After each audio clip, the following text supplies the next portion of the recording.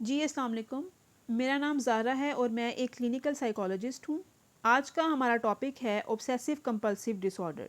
सबसे पहले हम ये देख लेते हैं कि ऑब्सेसिव कंपल्सिव डिसऑर्डर जो है वो होता क्या है। जैसा कि इसके नाम से ही ज़ाहिर है कि इसमें दो चीज़ें हैं। सबसे पहली चीज़ है ऑब्सेशंस एंड देन है कंपल्शंस। अब ऑब्सेशंस क्या होते हैं?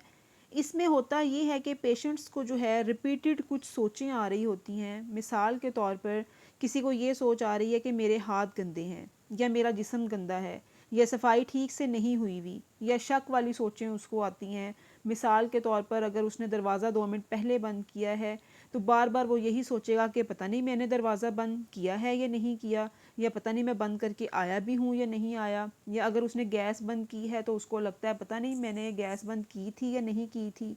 तो इन सब सोचों के नतीजे में क्या होता है कि उसके अंदर एक एंग्जाइटी की सिचुएशन पैदा हो जाती है, एक उलझन की हालत पैदा हो जाती है, जिसकी वजह से वो एक बहुत सी अजीब सी एग्जॉस्टेड फीलिंग जो है उसके अंदर चला जाता है। अब उस एंग्जाइटी को कम करने के लिए, उस अपनी हालत को थोड़ा सा नॉर्मल करने के लिए वो कुछ एक्टिविटीज़ करने लग जाता है जिसको हम कंपल्शंस कहते हैं। अब कंपल्शंस क्या होती हैं? मिसाल के तौर पर अगर किसी को ये सोच आ रही थी कि जी मेरे हाथ गंदे हैं, तो वो अपने हाथों को मतलब बार बार वो यही सोचता रहेगा कि मेरे हाथ गंदे हैं। तो जाहिर है कि वो थक हार कर एक टाइम ऐसा आएगा कि वो जाकर अपने हाथ धो लेगा। ठीक है। इसके अलावा अगर किसी को ये सोच आ रही थी कि जी दरवाज़ा पता नहीं मैंने बंद किया है या नहीं किया, तो वो बार बार सोचने के बजाय क्या करेगा कि जाकर चेक करना शुरू कर देगा कि पता नहीं मैंने दरवाज़ा बंद किया था या नहीं। वो जाएगा बार बार और जा जा के देखेगा। अगर गैस का कोई शक आ रहा था उसको, वो जाएगा किचन में और बार बार देखेगा कि गैस मैंने बंद की है या नहीं की। इससे रिलेटेड जो है ये चीज़ें मतलब आपके अंदर डेवलप हो जाएंगी। अब इनको क्या कहते हैं? Obsessive compulsive disorder. अब इसमें होता क्या है कि अगर तो ये चीज़ आपके अंदर स्टार्ट हो गई है और आपको ज़ाहिर है पहले पहले तो नहीं आपको पता होता कि ये मेरे अंदर क्या हो रहा है या मुझे क्या मसला आ रहा है, तो आपको चाहिए कि आप बर वक्त डॉक्टर के पास जाएं और जाकर उससे अपना मसला डिस्कस करें ताकि वो जो है बर वक्त आपका डायग्नोस करे और आपका ट्रीटमेंट स्टार्ट हो।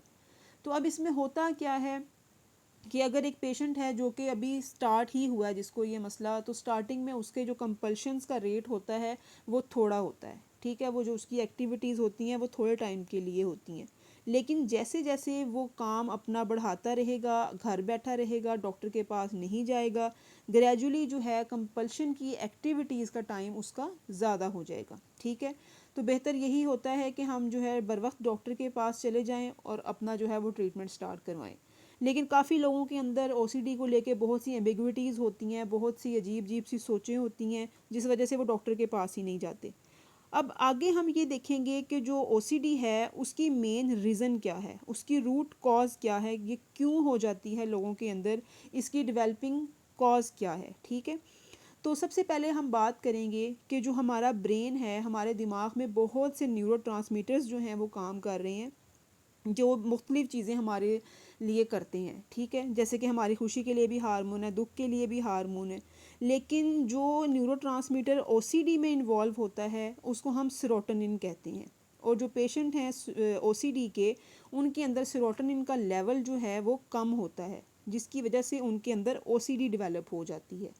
अब होता क्या है कि ये जो सोचें हैं ये एक नॉर्मल पर्सन को भी आ सकती हैं, लेकिन जो ओसीडी का पेशेंट है उसके अंदर इतनी होती नहीं है हिम्मत कि वो इन सोचों को इग्नोर कर सके, क्योंकि उससे इग्नोर होती नहीं है, क्योंकि जाहिर है उसके अंदर सेरोटोनिन का लेवल ही कम है, जिस वजह से उसको ओसीडी के सिम्टम्स जो है वो डेवलप हो जाते हैं और वो इन्हीं के पीछे लग जाता है फिर। ठीक है। तो जो मेन कॉज होता है वो है हमारा सेरोटोनिन, उसका लेवल अगर कम होगा तो वो मसला बनेगा। अब आगे जो है वो हम देख लेते हैं कि जो ओसीडी का ट्रीटमेंट है वो कैसे हो सकता है। दो तरीके से होता है जी ओसीडी का ट्रीटमेंट। पहला है थेरेपी, दूसरा है मेडिकेशंस। अब थेरेपीज़ जो हैं वो भी डिफरेंट टाइप की हैं और जो मेडिकेशंस हैं वो भी डिफरेंट टाइप्स की हैं। अगर हम सबसे पहले थेरेपीज़ की बात करें तो थेरेपीज़ में ईआरपी सबसे पहले आ जाती है, जिसको हम एक्सपोजर रिस्पॉन्स प्रिवेंशन थेरेपी कहते हैं। इसमें हम क्या करते हैं कि जो इरिटेंट्स हैं हमारे पेशेंट के, हम वो देखते हैं कि क्या क्या इरिटेंट्स हैं, और इरिटेंट्स देखने के बाद हम उन चीज़ों से उसको एक्सपोज करवाते हैं, उसका सामना उन चीज़ों से करवाते हैं। और सामना करवाने के बाद वो जो कंपल्शन करता था पहले, उसको उसके रिस्पॉन्स से हम रोकते हैं। यानी कि ज़ाहिर है वो घर था तो वो कंपल्शन करता था, लेकिन हमने उसको क्या कहना है थेरेपी में कि आपने जी आपको सोच आई, आपने उसको एक्सपोज किया, लेकिन आपने कोई रिस्पॉन्स नहीं देना अपनी सोच को, ठीक है, कोई एक्टिविटी नहीं करनी उसके मुकाबले में। तो उससे क्या होता है कि जब वो एक एक्टिविटी करना छोड़ देता है तो उसकी एक हैबिट डेवलप होने लग जाती है, ठीक है।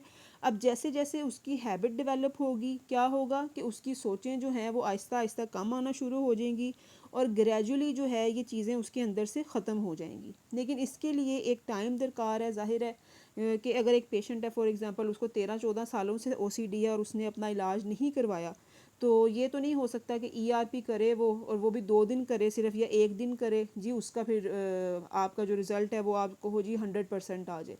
ऐसा नहीं होता, ठीक है। ये थोड़ा सा प्रलॉन्ग चलता है टाइम के मुताबिक, इसमें थोड़ा सा टाइम लगता है, ड्यूरेशन थोड़ी सी इसकी ज़्यादा होती है, ठीक है। तो आपने इसका वेट करना है, बार बार करते रहना है। फिर आता है आगे मेडिकेशंस। मेडिकेशंस में जो इन्वॉल्व चीज़ें हैं, जो मेडिसिन्स हैं, वो हैं एसएसआरआईज, ठीक है, जो कि सेरोटोनिन बेस्ड होती हैं। क्लाइंट्स को जो है हम लोग देते हैं जी एसएसआरआईज, जिससे उनका सेरोटोनिन लेवल बेहतर हो जाता है।